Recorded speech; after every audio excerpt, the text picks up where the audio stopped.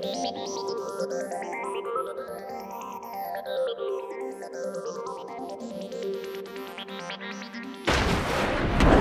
term bullet time is a dramatic convention that Andy and Larry made up.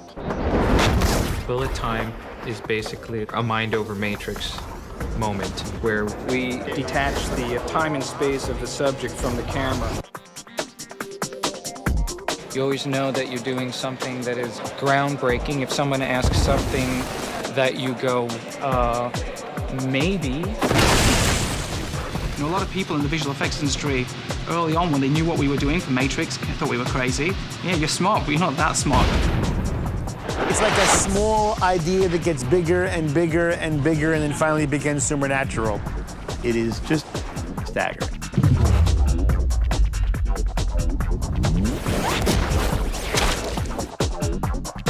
Where we were in the mid-90s was attempting to create the illusion that a camera could move at subsonic speeds, a virtual-looking camera that had to be done in a very physically laborious way.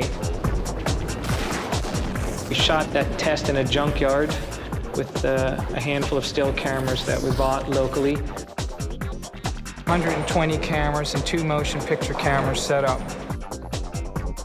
It was photographic, it was two-dimensional, and really there was only one path that our camera could run because we had to plan it and lay out all these still cameras. From that point, we have found ourselves making what we call today virtual cinema and virtual cinematography, which is where the camera is detached in its time and space from the subjects. Still bullet time, and we move in and out of amazing moments, but the methods that we're using are completely different. Virtual cinematography is a phrase that John coined. It's using real live photography elements, whether it be stills photographs or a piece of motion picture footage or high-def photography, and manipulating it inside a computer to be able to repurpose it and reformat it so you can see it from different angles, different camera speeds. It's kind of a digitization of the real world that then allows you to have a virtual camera that can fly anywhere in that scene. The possibilities for slowing down the motion, speeding up the motion, and basically like throwing the camera wherever you want. It allows you to move the camera in ways that a real camera would by no means be able to move. So it escalates way beyond first experiments in bullet time, because we really could get any angle on this action now. Infinite camera perspectives are available. A little shorter on the wince part, because it's really the briefest part of it, and a little longer on the virtual human process is a combination of the motion capture and universal capture. You're in the air, and here comes the flame, and in the back, you feel? The real thing that we were very, very scared with at the beginning was how could you produce a rendition of your principal actors at a realistic enough level that you don't create a loss of belief from the audience. What we decided to do was build something that was based on analyzing a real performance. Nothing will surpass the qualities that a random performance could give you from a real actor, real person. We pretty much settled on the faces would be the hardest thing to recreate.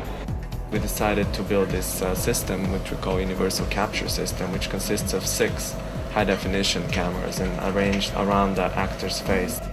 If you filmed a real actor with film cameras or digital cameras, as it turned out to be, from enough angles, and were able to write some very clever sort of machine vision processing algorithms, you'll actually be able to produce a very realistic digitization of one of our actors.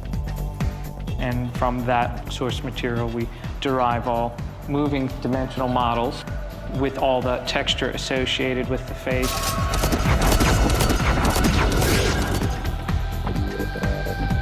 This is the sort of new and fun part of the process, a procedure known as motion capture. The more of the real actor we can use, the better. The stick figure really represents the bones inside of the character, and so the nice thing is that you can put that inside any character.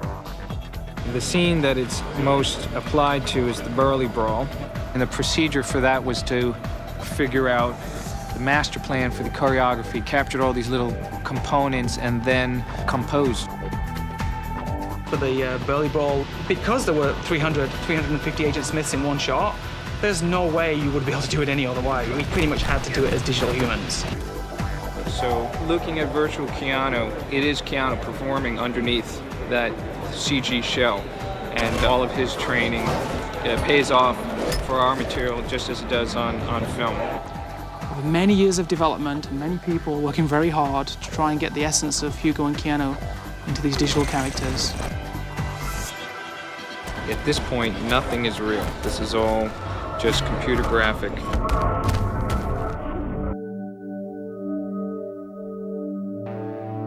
The backgrounds and the original bullet time stuff were done through a technique called image-based rendering, where we took still photographs of the sets that Owen Patterson built or some of the live-action environments, and we're able to reconstruct dimensionally what them sets were, so that we could then, inside the computer, produce a virtual fly-through.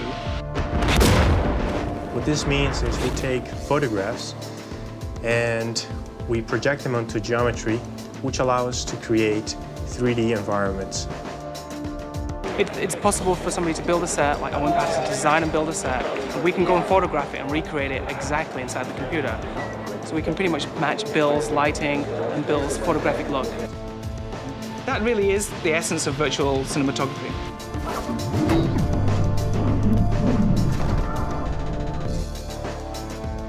For Trinity Falls and Reloaded, specific buildings in Sydney have been selected to be the environment. And so those have been all photographed. All the way down. It doesn't involve us completely making synthetic creations in the computer. We still need a real set, real lighting, and real photography to get it to work, because it actually gives a very realistic look to the movie.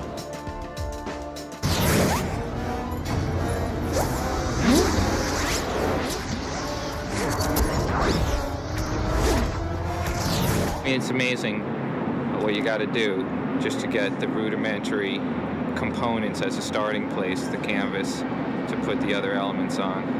So today we're going to get our endless megacity sprawl. Megacity is based on tons and tons and tons and tons of photographs of Sydney, Australia. Sydney, Australia isn't necessarily the look of the Matrix, so we had to repurpose a lot of it and extend buildings, change color palettes, make them look a little bit more interesting. And that was done by our map painting department and our virtual background department. We created buildings based on the photos, but extended them to 100 stories, sometimes 200 stories tall buildings.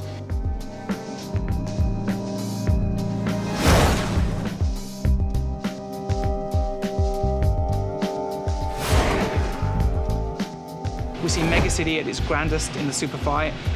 It's an excellent combination of virtual backgrounds, map painting, and synthetic characters. The number one obstacle for doing flying successfully was weightlessness and the feeling that you were not encumbered by gravity and the physical constraints that doing rigs on sets brings you. So we had a blue screen shoot that involved special rigs, and then at the same time we begun animation of the other superhero human flying shots. A lot of things that we're doing is taking a lot of wire stunts and making them look like they're not on wires. Kind of like digital wire removal in CG world. And also stuff that's like impossible to capture, we would just go in and hand animate it. With hand animation, you're able to get a much more fluid look. Really gets a performance that you can nail down to the millimeter. In the Sci-Fi, 70% of the rain that you see is synthetic computer-generated rain. Integrating computer graphic rain with real rain and different layers deep of both. It took us a long time to get the rain system to match the live action, to the point that we could actually insert in the middle synthetic rain.